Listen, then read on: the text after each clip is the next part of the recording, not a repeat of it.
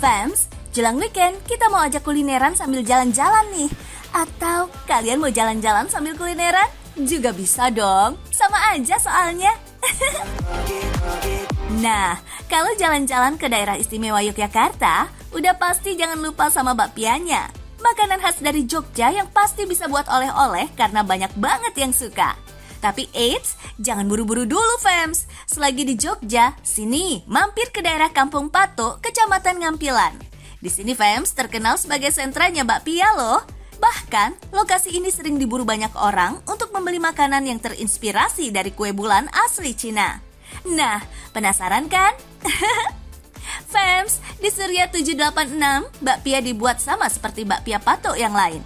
Isiannya juga nggak hanya kacang hijau dan bumbu kacang doang, jenis rasa lain pun ditawarkan. Kalau di toko-toko besar itu kadang kita nggak tahu berapa hari kan udah, tapi di produksinya itu kadang tuh langsung dia panas-panas, kita langsung dikemas. Saat membeli bakpia, kalian di sini bisa cicipi langsung saat matang dari oven loh Fams, alias fresh from the oven. Mantap kan? Kalau di pinggir toko itu biasanya yaitu 50 sampai 55. Itu aja. Kalau 50-55 itu yang isi 20. Kalau yang di kampung cuma 25.000 sama isinya 20. Kalau yang di jalan raya itu biasanya yang 15 harganya 45, di kita harganya cuma 20.000. Meski ada yang menjual bakpia dengan harga miring, tak sedikit wisatawan berpikir bahwa harga mengikuti kualitas rasa. Kalau soal itu, ya kembali ke lidah masing-masing tentunya. Toh lidah nggak pernah bohong, iya kan?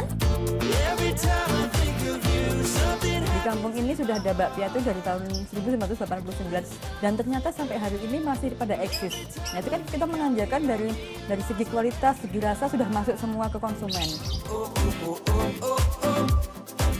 Anyway, awal pertamanya resep bakpia ini dibawa imigran Cina dari Wonogiri, Jawa Tengah pada tahun 1940-an. Ini berarti umur bakpia sudah 80 tahun. Nggak disangka kan?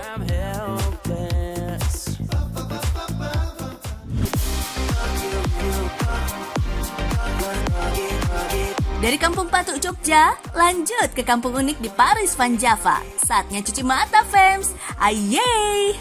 Tas, vest, sweater, hingga kardigan, siapa sangka hasil kreasi apik warna-warna ini berasal dari salah satu kampung terpadat di kota Bandung, Jawa Barat. Yap, lokasi persisnya ada di Kelurahan Binong, Kecamatan Batu Nunggal. Sekilas emang kayak pemukiman padat penduduk lainnya, Fams. Tapi kampung ini ternyata punya ciri khas yang sukses menjadi roda perekonomian bagi warganya. Selamat datang di Kampung Rajut. Jalanan di kawasan ini emang terbilang gak lebar, Fams. Tapi belusukan di kampung ini, kamu bisa dengan mudahnya mengintip langsung aktivitas merajut. Deretan rumah warga disulap menjadi rumah produksi garmen rajut atau toko pakaian rajut. Aktivitas rajut-merajut ini mulai eksis di tahun 70-an. Saat itu, salah satu pabrik garmen setempat mendapat permintaan pesanan dalam jumlah besar. Untuk mengejar target, perusahaan pun meminjamkan mesin rajut kepada pegawai untuk dibawa pulang. Nah, keberadaan mesin rajut itu pun berhasil membuat warga kepo, tertarik belajar merajut sampai ikutan bantu proses produksi. Dari yang cuma hitungan jari nih Fams, hingga mencapai 400-an UMKM atau 2.143 tenaga kerja perajut di tahun 2021.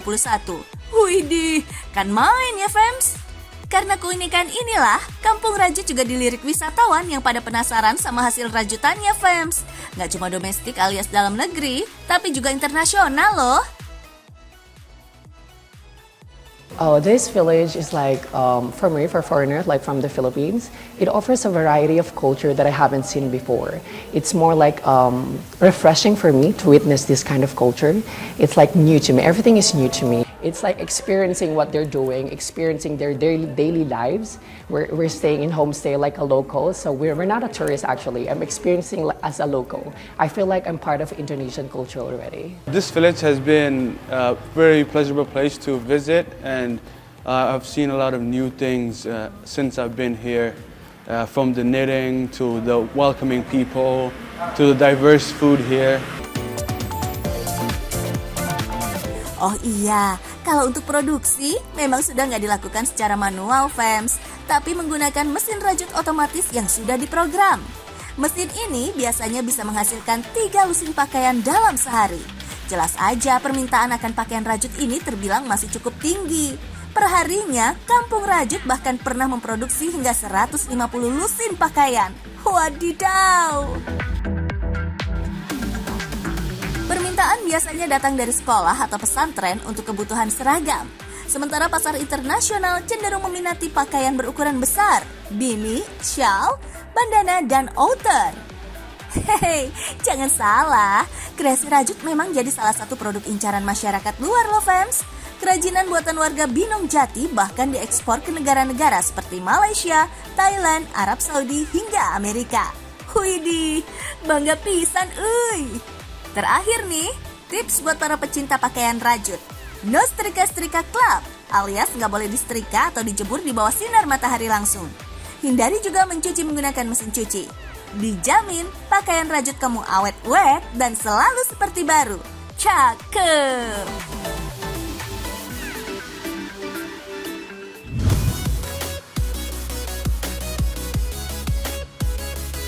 Fams, yang namanya ide dan kreativitas tak bisa terhalang usia. Selagi masih ada kemauan, di situ pasti ada jalan. Sepakat dong? Seperti yang dilakukan salah satu anak muda hebat dari Desa Waringin, Kecamatan Adiluwih, Pringsewu, Lampung ini nih. Ia berhasil menggerakkan ibu-ibu di kampungnya untuk bisa punya penghasilan sendiri, tapi nggak harus keluar rumah. Kenalin, namanya Mbak Ani Lailia Fams. Dalam sebulan, beliau dibantu ibu-ibu yang notabene adalah tetangganya ini bisa menghasilkan 2.000 keset yang udah melanglang buana sampai tanah Papua. Banyak banget latar belakangnya melihat lingkungan, jadi saya peka lah, maksudnya kira-kira peluang apa ya yang bisa dikerjakan di kampung, karena kebanyakan pemuda sekarang itu kalau sudah lulus sekolah pergi ke luar daerah. Nah, that's the point. Kalau mau sukses nggak harus merantau loh fams. Terbukti dari kerja kerasnya, Mbak Laili sering dapat penghargaan yang bikin kita angkat topi. Ia berhasil meraih juara kedua nasional Sociopreneur Muda Indonesia pada tahun 2019 yang berlangsung di Universitas Gadjah Mada, Yogyakarta. Mbak Laili berhasil meruntuhkan para pesaingnya yang berasal dari 29 provinsi loh. Yang bikin geleng-geleng nih fams, Mbak Laili memulai bisnisnya sejak umur belasan tahun. Nah, karena keset kaki berfungsi untuk mencegah lantai kotor dan mengurangi risiko terpeleset, bahan pembuatannya nggak boleh sembarangan loh. Produk bernama Sumringah ini pakai bahan katun jenis cotton fleece. Kain-kain ini termasuk kain perca yang berasal dari potongan sisa kain konveksi fams. Mbak Laili dapat tumpukan kain ini langsung dari pemasok di Jakarta, Bandung, dan Sukabumi yang terkenal sama konveksi jaketnya. Awalnya, produksi keset punya Mbak Laili punya bentuk umum, seperti persegi panjang, bentuk hati, dan keset yang sering kalian temui di pasaran. Tapi produknya sulit dipasarkan karena harus bersaing dengan sentra industri yang lain. Akhirnya Mbak Laili berupaya bikin desain yang lebih berwarna dan menarik, seperti bentuk daun dan kupu-kupu kayak gini. Oh iya, ibu-ibu sebanyak ini berhasil digerakkan oleh Mbak Laili. Padahal beliau nggak ada latar belakang ilmu jahit-menjahit sama sekali loh. Wah, nggak bikin kagum gimana coba? Aksi Mbak Laili ini bisa banget jadi contoh kaum muda Indonesia. Keren!